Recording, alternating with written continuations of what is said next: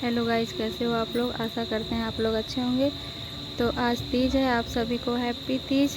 तो देखिए हमारे यहाँ पे तीज का पूजा हो रहा है और सभी लोग धीरे धीरे पूजा कर रहे हैं। और आज सबकी हालत बहुत ख़राब हो गई थी। और ये देखिए सब लोग अपना अपना सामान लेके आए हैं, शिव जी का पूजा कर रहे हैं। और ये हमारे शिव जी हैं। तो देखिए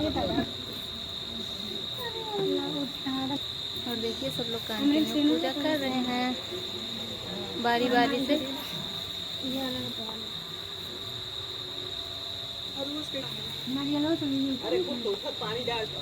तो अभी पूजा होगा और उसके बाद कहानी होती है, वो सब पढ़ा जाता है, आरती होती है, फिर पूजा संपन्न होता है। तो आप लोग कंटिन्यू बने रहिए, हम आपको दिखाते हैं।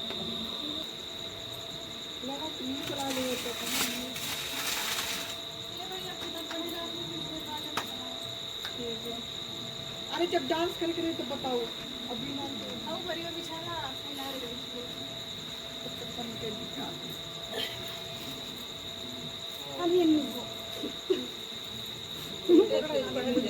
पकड़ा ना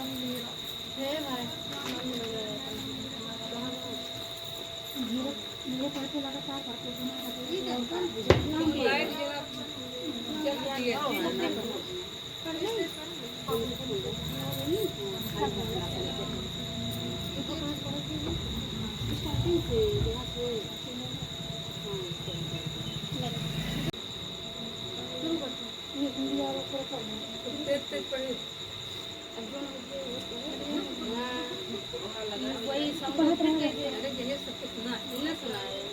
तालिका व्रत कथा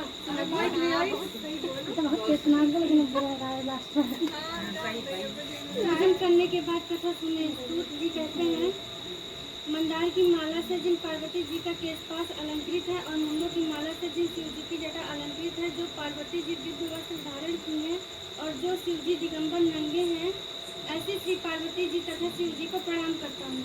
ब्रह्मलीक कैलाश पर्वत के शिखर पर बैठी हुई श्री पार्वती जी कहती हैं, हे महेश्वर, हमें कोई गुप्त व्रत या पूजन बताइए जो सब धर्मों से सरल है, जिसमें परिश्रम भी कम करना पड़े लेकिन फल अधिक मिले।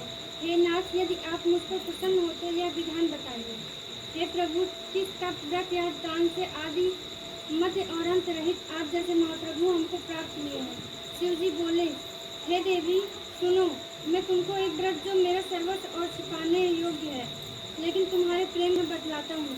जैसे नक्षत्रों से चंद्रमा, ग्रहों से सूर्य, वर्णों में ब्राह्मण, देवताओं में विष्णु भगवान, नदियों में गंगा और पुराणों में महाभारत, वेदों में सामवेद और इंद्रियों में मन श्रेष्ठ है।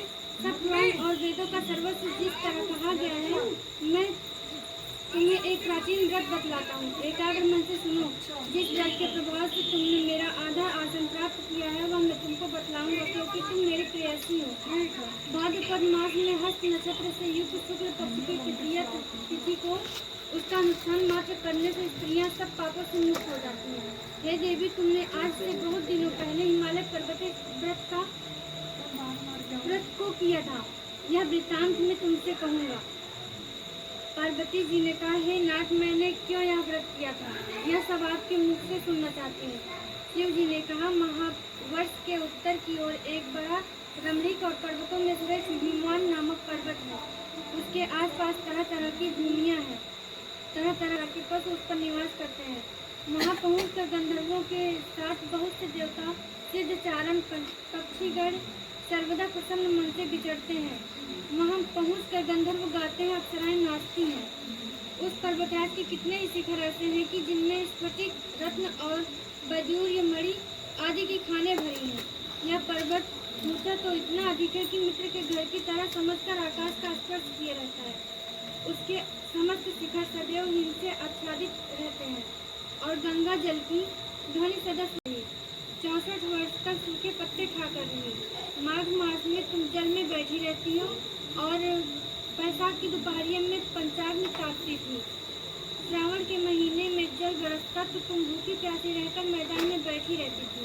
तुम्हारे पिता इस तरह के कष्ट सहन को देखकर बड़े दुखी हुए। वे चिंता में पड़ गए थे कि मैं अपनी कन्या किसको दूं। उसी समय नारद नारद जी वहाँ आ पहुँचे। मुनिश्रेष्ठ नारद जी उस समय तुम्हें देखने गए थे। नारद जी को देखकर गिरि ने अर्धपाद्य आसन आदि देकर उनकी पूजा की और कहा, हे स्वामी, आप किस लिए आए हैं? मेरा अहोभाग्य है, आपका आगमन मेरे लिए अच्छा है। नारद जी ने कहा, हे पर्वतराज, तुम किसी योग्य वर को दे। भगवान विष्णु के समान योग्य वर ब्रह्मा, इंद्र और शिव इनमें से कोई नहीं है, इसलिए मैं यही कहूँगा कि आप अपनी कन्या दूंगा। हिमवान की इतनी बात सुनकर मुनिराज नारद आकाश में विलीन हो गए।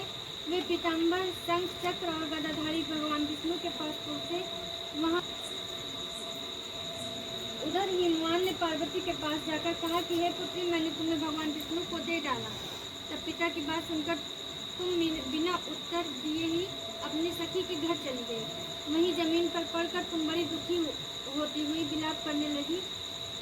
तुमको इस तरह विलाप करते देख एक सखी ने पास आकर कहा, देवी, तुम क्यों इतनी दुखी हो? इसका कारण बताओ।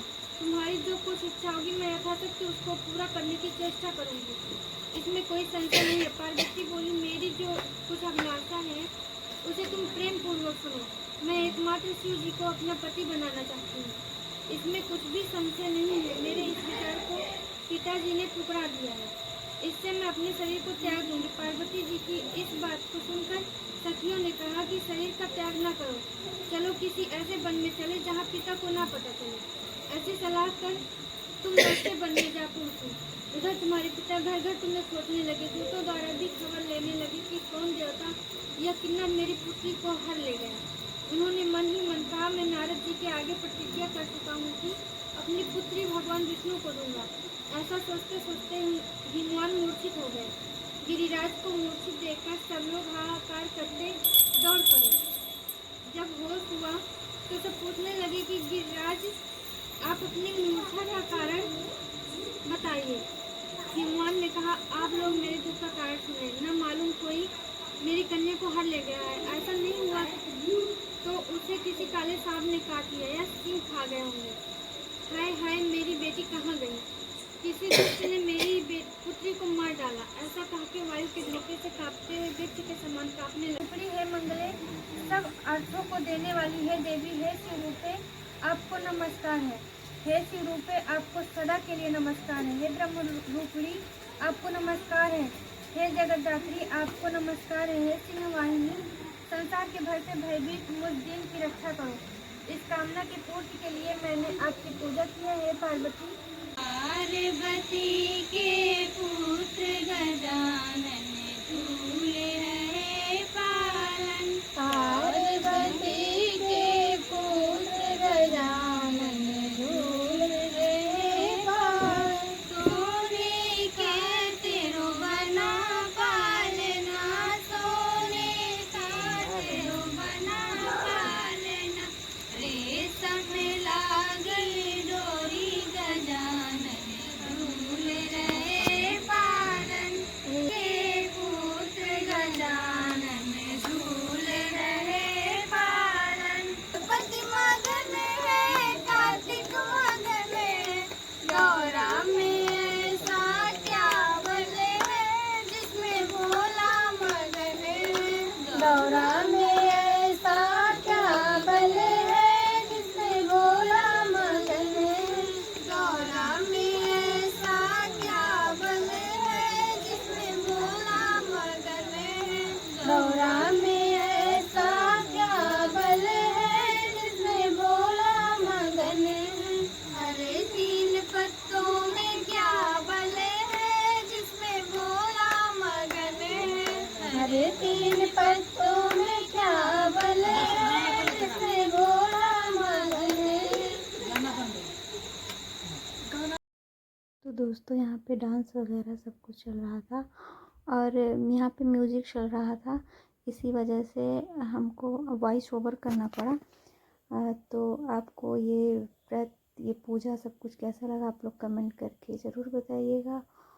और यूँ ही प्यार सपोर्ट बनाए रखिए, कंटिन्यू हमारे ब्लॉग पे ऐसे बने रहिए, ज़्यादा से ज़्यादा सपोर्ट कीजिए। मिलते हैं नए ब्लॉग के साथ। हर हर महादेव, जय श्री राम।